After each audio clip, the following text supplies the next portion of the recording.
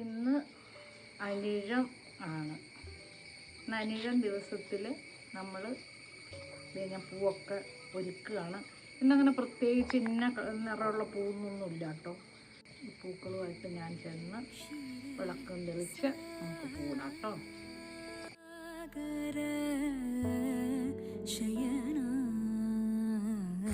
തുടങ്ങിയപ്പോഴേ വലിയ മഴ വരുന്നുണ്ട്. നമുക്ക് വേഗം പെട്ടെന്ന് ഇട്ട് തീർക്കാം.